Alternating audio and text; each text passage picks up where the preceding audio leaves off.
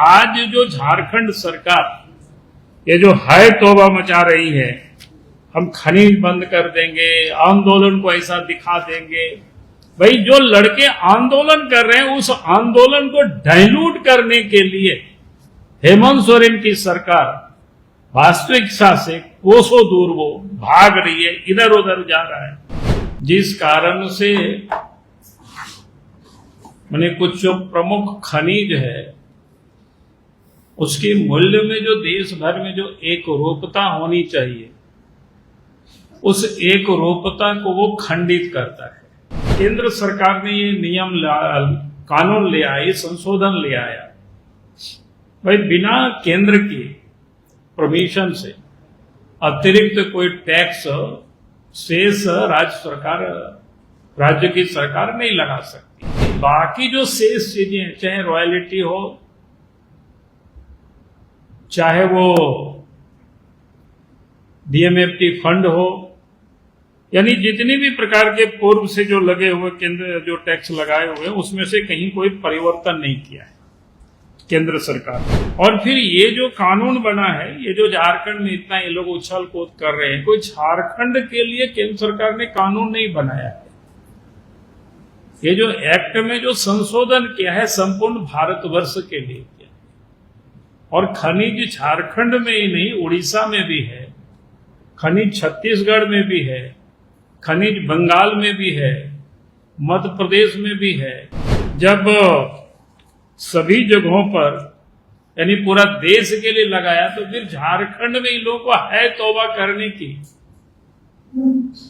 समझ से, जिसको कह सकते हैं, परे लगता है। तो यही साफ बता रहा है कि भाई केंद्र सरकार कोई राज्यों का हक को नहीं मारता, बल्कि राज्यों को जस के तस पैसे दे रही है केंद्र सरकार। भाई हमारे पास खनिज का 40% भंडार है, लेकिन हम कहां हैं? हेमंत सोरेन की 6 वर्षों में 4 खदानें को नीलाम भी हुआ है, तो अभी तक वो शुरू नहीं हो पाया।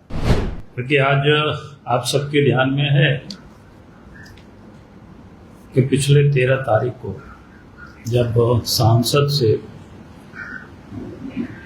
MMDR एक्ट पारित हुआ और उसके बाद इस समय झारखंड में जो यहाँ झारखंड मुक्ति मोर्चा हो, कांग्रेस पार्टी हो, या कह सकते इंडिया अलायंस के नेता बड़े बड़े बयान दे रहे हैं।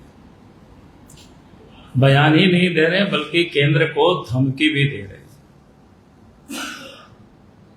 आश्चर्य होता है जब 13 तारीख को सदन में MMDR संशोधन विधेयक को लाया गया, उस समय ये लोग वहां बहस में भाग नहीं लिया, बल्कि उस समय लोग हंगामा करते रहे। मैं समझता हूं अगर उस दिन सदन में लोग बहस करते तो यहाँ इंडिया अलायंस के 5-5 MP थे लोकसभा में, फिर राज्यसभा में भी उनके 2-2 MP, 3 है, हाँ 3 MP हैं राज्यसभा में। तो स्वाभाविक है कि लोकसभा और राज्यसभा से जब बिल पारित हो रहा था उस समय ये लोग वहां बहस करते, तो मैं समझता हूं कि इन लोगों को सही उत्तर या सही जानकारी मिलती। लेकिन इन सबको एक्ट से भी कोई मतलब नहीं है, झारखंड से भी कोई मतलब नहीं है। इनको सिर्फ राजनीति करना है और राजनीति में भी सिर्फ हंगामा खड़ा करना और उससे अधिक कुछ भी नहीं। क्योंकि MMDR एक्ट 2026 जो पार्लियामेंट से जो पारित हुआ है उसमें से बहुत कुछ किया भी नहीं है। यानी उसमें से 9D की धारा में उन्होंने थोड़ी सी संशोधन किया है 9D, क्योंकि राज्य सरकार ये जो मेजर मिनरल होता है उसमें अपने ढंग से वो टैक्स लगाते थे मनमानी तरीके से, जिस कारण से मैंने कुछ जो प्रमुख खनिज है उसके मूल्य में जो देश भर में जो एक रूपता होनी चाहिए, उस एक रूपता को वो खंडित करता है। और इस कारण से छोटे जो उद्यमी होते हैं, यानी जिनका अपना कोई कैप्टिव माइंस आज की तारीख में तो नहीं है लोगों के पास, क्योंकि धीरे धीरे वो लीज समाप्त हो रहा है, यानी हर कुछ वो खरीद करके, चाहे कोयला हो चाहे आयरन ओर हो, वो मार्केट से वो परचेज करते हैं और परचेज करके फिर वो ऑक्शन में लेते हैं और अपने कारखाना को चलाते हैं। उसमें से जो झारखंड सरकार ने जिस प्रकार से जहां जो सेस लगाया, तो स्वाभाविक रूप से देश के अन्य राज्यों से माने काफी अधिक है, और इस कारण से उद्योग धंधे में झारखंड तो प्रभावित हो ही रहा था, लेकिन झारखंड के साथ साथ देश के अन्य हिस्सों में भी यहां से जो कोयला या आयरन ओर जो परचेज करते हैं, ऑक्शन में लेते हैं, तो उनको जो मूल्य चुकाना होता है, तो एक प्रकार से कह सकते हैं कॉस्ट भागता है तो हर कुछ उससे प्रभावित होता है। इसीलिए राज्य केंद्र सरकार ने ये नियम कानून ले आए, संशोधन ले आया, भाई बिना केंद्र की परमिशन से अतिरिक्त कोई टैक्स शेष राज्य की सरकार नहीं लगा सकती है। इतना ही उनमें उसमें भी बाकी जो शेष चीजें, चाहे रॉयल्टी हो, चाहे वो डीएमएफटी फंड हो, यानी जितने भी प्रकार के पूर्व से जो लगे हुए केंद्र जो टैक्स लगाए हुए हैं, उसमें से कहीं कोई परिवर्तन नहीं किया है केंद्र सरकार, यानी वो जैसे के तैसे ही है। और फिर ये जो कानून बना है, ये जो झारखंड में इतना ये लोग उछल कूद कर रहे हैं, कोई झारखंड के लिए केंद्र सरकार ने कानून नहीं बनाया है। ये जो एक्ट में जो संशोधन किया है संपूर्ण भारतवर्ष के लिए किया है, और खनिज झारखंड में ही नहीं, उड़ीसा में भी है, खनिज छत्तीसगढ़ में भी है, खनिज बंगाल में भी है, मध्य प्रदेश में भी है, राजस्थान में भी, यानी देश के करीब करीब राज्यों में है खनिज जो वृहत कर मात्रा चाहे जो भी हो। तो कहने का अर्थ है जब सभी जगहों पर यानी पूरा देश के लिए लगाया, तो फिर झारखंड में इन लोगों को है तौबा करने की समझ से, जिसको कह सकते हैं, परे लगता है। अगर मैं आज कहूं कि यह सरकार शायद इसलिए हल्ला कर रही है डीएमएफटी फंड के, क्योंकि एक तरफ छात्र नौजवान अपनी मांगों को लेकर के, अब तो 22-23 दिन यानी अब महीना दिन होने में आप कुछ एक दिन बचा हुआ है जो धरना पर और भूख हड़ताल पर बच्चे बैठे हुए हैं। इस आंदोलन को भी डाइल्यूट करने का सरकार की एक प्रकार से एक प्रयास है। आप सब लोगों की जानकारी के लिए भाई देश में 14-15 के पहले राज्यों को मात्र 60.24% राज्यों को भी हिस्सा मिलता था, जो भी खनिज से, चाहे वो रॉयल्टी से आता हो या अन्य से आता था, जो या जीएसटी से आता था, ये सब जो वसूलती थी, उसमें से 60.24% राज्यों को पहले मिलता था, यानी 2014-15 के पहले, और केंद्र सरकार को 39.76% मिलता था। लेकिन जब देश में प्रधानमंत्री नरेंद्र मोदी जी बने, इसको क्रमशः इसको बढ़ाया शेयर को। आज 25-26 में जो राज्यों को जो मिल रहा है शेयर 88.53% और केंद्र को मिल रहा है, केंद्र जो अपने पास रखता है वो 11.47%। आप सोच सकते हो, यानी कुल मिलाकर के ये धीरे धीरे और भी अगर आप जोड़ेंगे तो ये 90% के करीब आप क्या बोलते हैं स्टेट को मिलता है, राज्य सरकारों को मिलता है। उसका आंकड़ा में भी जो पिछले एक दशक में, जैसे हमने कहा कि 14-15 में जो मिलता था, 14-15 में 25,206 करोड़ रुपया राज्यों को मिलता था। ये बढ़ करके परसेंटेज में कहेंगे तो 354% बढ़ा है। लेकिन अमाउंट में अगर हम इसको देखते हैं तो 2025 और 26 में ये बढ़ करके 1,14,549 करोड़ रुपया ये राज्यों को मिला। पहले कितना मिलता था सबको पता है, 25,000 करोड़। अब वो बढ़ करके 1,14,549 करोड़। ये अपने आप में समझ सकते हैं, यानी देश के प्रधानमंत्री नरेंद्र मोदी जी कोई पैसा केंद्र में रखते नहीं है, बल्कि वो चाहते हैं कि देश की राज्य भी तरक्की जब तक नहीं करेगी तब तक ये देश कैसे तरक्की करेगा, कैसे मजबूत होगा। तो केंद्र में जो पहले जहां 39.76% पैसे रखते थे केंद्र सरकार, अब उसको घटा करके मात्र 11.47%। शेष जो राशि है वो राज्यों को ही बांट दिया जाता है, जिस राज्य में जितना आता है उसके अनुपात में। उसको अगर टोटल में हम देखते हैं 2015 से लेकर के आज तक जो राज्यों को मिला है, रॉयल्टी में, जीएसटी में 2,32,000 करोड़ और नीलामी से जो प्रीमियम से जो आय हुआ है राज्यों को 96,000 करोड़।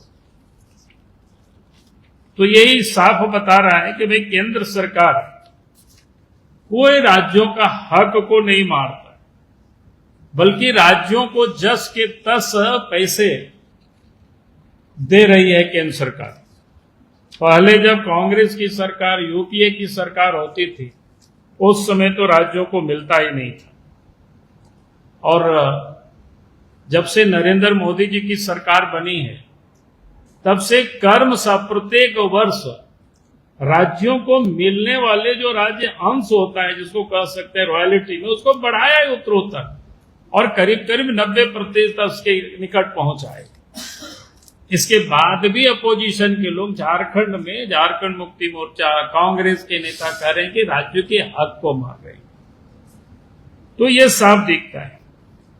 फिर इन्होंने क्यों इस प्रकार की करना पड़ा, तो इसका थोड़ी सी अगर आप देखें, 2024 में इन्होंने जब अपना नियम बनाए राज्य सरकार ने शेष वसूलने का, तो 2025 में जब से लेकर के अब तक उन्होंने क्या किया है, 3 बार उस क्या बोलते हैं शेष की राशि को उन्होंने बढ़ाया, अमाउंट को बढ़ाया। प्रति टन ये जो क्या कहते हैं आयरन ओर में पहले मार्च 2025 में था 100 रुपया प्रति टन, उसके बाद उन्होंने 400 रुपया किया, फिर दिसंबर आते आते इन्होंने 600 रुपया किया। यानी अभी तक ये कानून के बनने तक ये जो वसूली हो रही है प्रति टन 600 रुपया आयरन ओर में।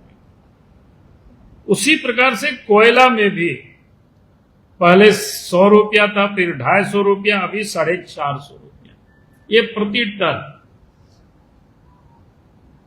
आप सबको अच्छी तरह से पता होगा कि कोयला हो या आयरन ओर हो, उसका अपना अपना एक ग्रेड होता है। कीमत भी जो तय होता है वो ग्रेड के अनुसार तय होता है। जो आयरन और कम ग्रेड का, जैसे झारखंड में शायद 45 या 50 के ग्रेड का यहां आयरन और है, तो उसकी कीमतें कम होती है। लेकिन इन्होंने प्रति टन जिस प्रकार से लगाया, तो यानी अगर उसकी 1000 रुपया, आगे उसको डाटा में है, क्या कहते हैं,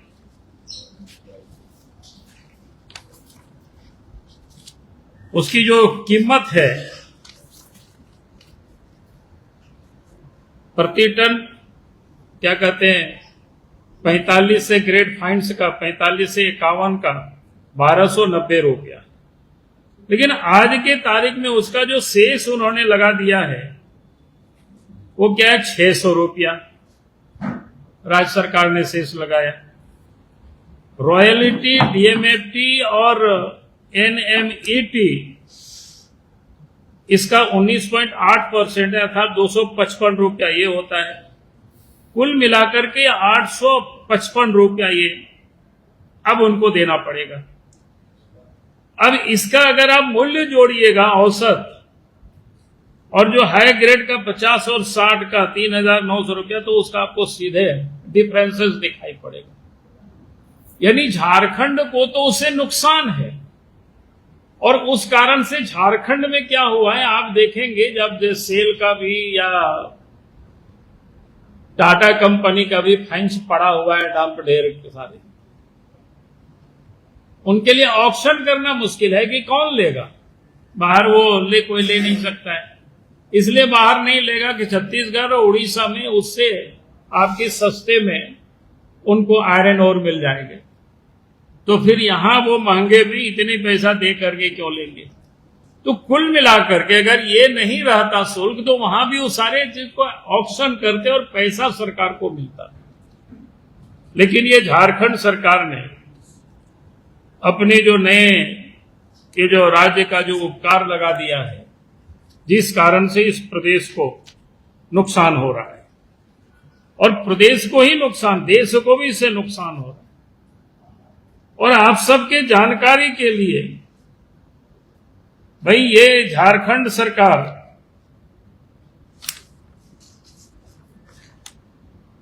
पड़ोस के राज्य उड़ीसा है,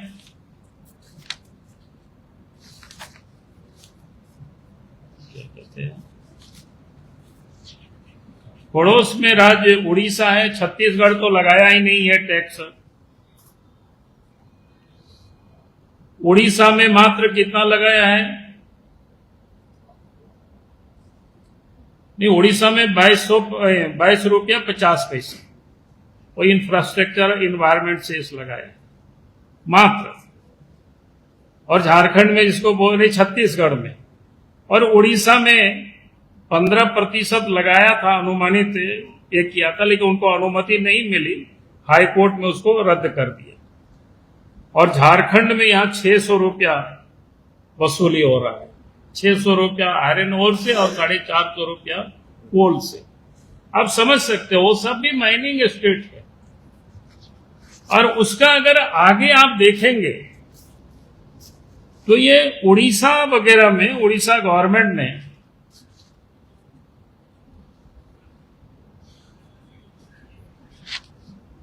मैंने पिछले 6 साल में उसको ये कर रहे थे,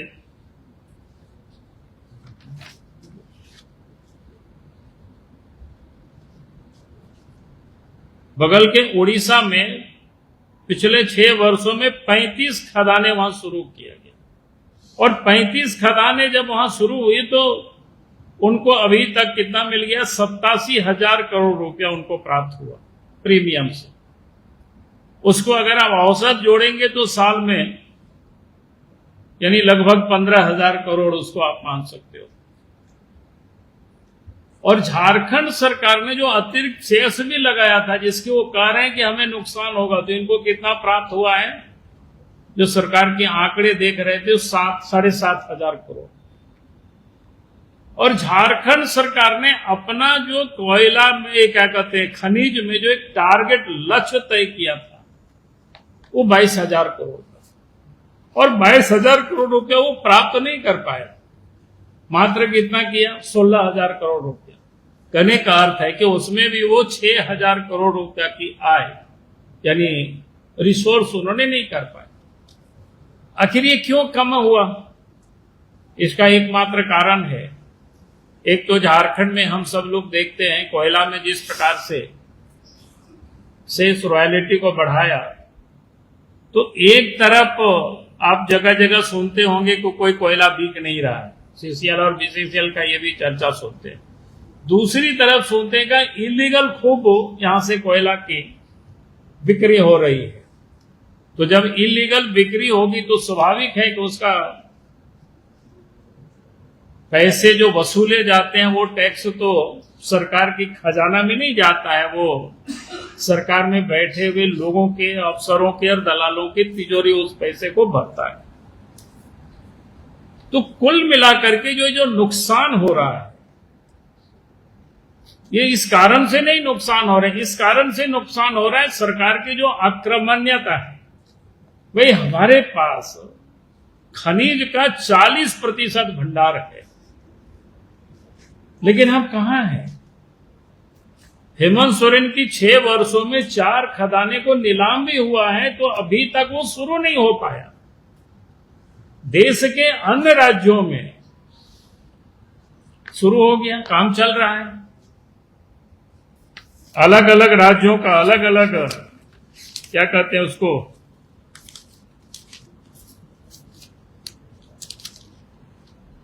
डाटा है। जैसे उड़ीसा में 74 में 35 का में काम प्रारंभ हो गया, कर्नाटक में 18 पर काम शुरू हो गया, गुजरात में 14 पर काम शुरू हो गया, मध्य प्रदेश में 10 पर काम शुरू हो गया, छत्तीसगढ़ में 5 पर काम शुरू हो गया, झारखंड में 0 है।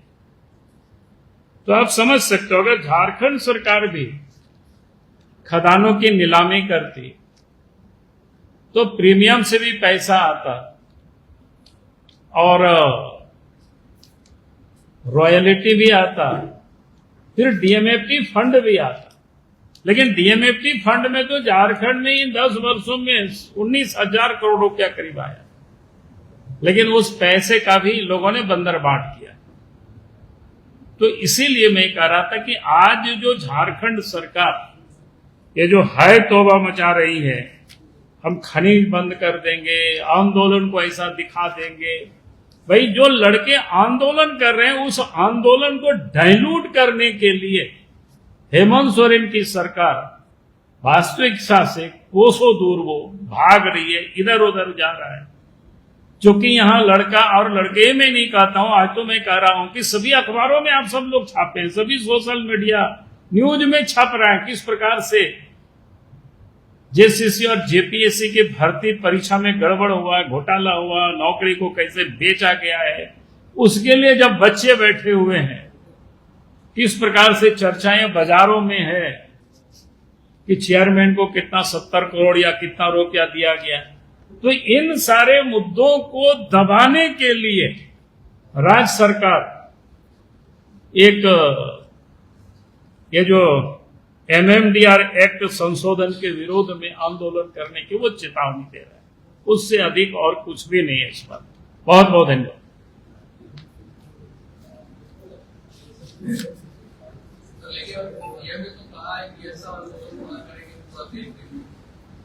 वही तो कह रहे हैं ना, पूरा देश देखेगा। एक्ट तो पूरा देश के लिए बना है। उनके एमपी लोग क्या कर रहे थे संसद में, और फिर सरकार ने तो कुछ भी पैसे की कटौती नहीं की है। सरकार ने इतनी कहा कि आप अतिरिक्त जो उपकर सरकार बेहताशा लगाती, आप सबको हमने बताया, कोयला पर 450 और आयरन ओर पर 600 रुपया प्रति टन, जबकि रॉयल्टी मिलता है मूल्य आधारित, ये है वेट मैंने वजन के आधार पर प्रति टन। भाई कोई भी मूल्य निर्धारण होता है ग्रेड के आधार पर, क्वालिटी के आधार पर, तो उससे आप समझ सकते हो कोयला का भी कई ग्रेड है। आप सब लोग थोड़ा पता कर लेना कौन कौन ग्रेड है, किस ग्रेड का क्या उसका रेट है। माने बेडिंग प्राइस जो देता है वो सब आसपास रहता है सब में। तो किस प्रकार से इससे नुकसान है देश को, और जहां सरकार शेष प्राप्त कर सकती है, रॉयल्टी प्राप्त कर सकते हैं, प्रीमियम प्राप्त कर सकती है, लेकिन उस काम को तो सरकार साढ़े 6 वर्षों से कुछ किया ही नहीं है। तो इसीलिए जनता अच्छी तरह से इसको समझ रहे हेमंत सोरेन सरकार को कि इन्होंने अचानक इस पर इतनी लंबी लंबी क्यों बात कर रहे हैं। उसके पीछे का यही कारण है कि बच्चों के आंदोलन को डाइल्यूट करने की भरसा को कोशिश कर रहे हैं। ये सब जो सबसे प्रमुख मांग है झारखंड सरकार की, उसका 1,30,30 करोड़ बताया जा रहा है, वो खत्म हो जाए, ये इसको आप ठीक से करिए। मैंने कहा कि वो तो शुरू से ही मैंने बार बार कहा, आज तक तो कभी बताया नहीं है कि भैया कौन कौन पैसा है, क्या क्या पैसा है। हमने तो बार बार कहा, अखबारों में भी वो विज्ञापन जारी करता किस साल का क्या पैसा है। 132 हम लोग रोज सुनते रहते हैं। अगर कोई भी आपके पास चला जाए और बोले कि आपके पिताजी ने, आपके दादाजी ने हमसे इतना कर्ज लिया था, आप ऐसे ही दे दीजिएगा जैसे क्या आप उससे पूछिएगा कि भैया बताओ कब लिया था, किस काम के लिया था, कौन लोग गवाह है, कुछ तो होगा रिकॉर्ड में। वो आप एक दिन डिस्प्ले कर दीजिए। इतना विज्ञापन में पैसा खर्च कर रहे हैं तो उसके लिए भी एक बार खर्च कर दीजिए, कम से कम पूरा राज्य की जनता को अच्छी तरह से पता रहे।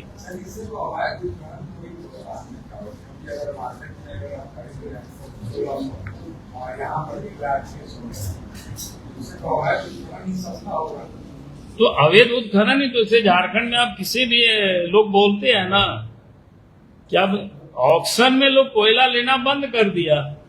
अब जितना भी स्पॉन्ज आयरन की आप फैक्ट्री में जा करके देखो, उनसे पूछो कितना ऑक्शन में लेते। मैं किसी की शिकायत नहीं कर रहा, बेचारा उनकी भी मजबूरी है, क्योंकि यहाँ तो सरकार की ओर से दबाव है, एसपी की ओर से दबाव है कि आप ये चोरी का कोयला आप यहाँ जलाइए, लगाइए, आप यहाँ चोरी का आयरन और आप यहाँ इसको गलाइए। तो ये सब स्पष्ट है। कई दफा मैंने इस बात को बोल चुका हूँ। चलो भाई, बहुत बहुत धन्यवाद आप सबको। गोल, जहां 27 वर्षों के सफर में 17,000 से भी अधिक छात्रों ने डॉक्टर एवं इंजीनियर बनकर भरे सफलता की ऊंची उड़ान। जहां साधारण छात्र भी झारखंड टॉपर्स बनकर बना रहे इतिहास। दूरदर्शी शिक्षाविद श्री विपिन सिंह के मार्गदर्शन में मेडिकल एवं इंजीनियरिंग के लाखों छात्रों के लिए आशा की किरण के रूप में गोल, nation's leading institute. Biome institute NEET की तैयारी के लिए एक भरोसेमंद नाम। यहाँ अनुभवी फैकल्टी, स्मार्ट क्लासरूम और बेहतरीन टीचिंग मेथड से स्टूडेंट्स को मिलती है मजबूत तैयारी। यहाँ हर स्टूडेंट को मिलता है पर्सनल गाइडेंस और डाउट क्लियरिंग का पूरा सपोर्ट। नीट 2027 और 28 के लिए फेज 1 बैच 9 अप्रैल से शुरू हो रहा है। आज ही बायोम इंस्टीट्यूट से जुड़े और अपने डॉक्टर बनने के सपने को दे सही दिशा। बायोम इंस्टीट्यूट सिर्फ मेडिकल प्रिपरेशन का संस्थान।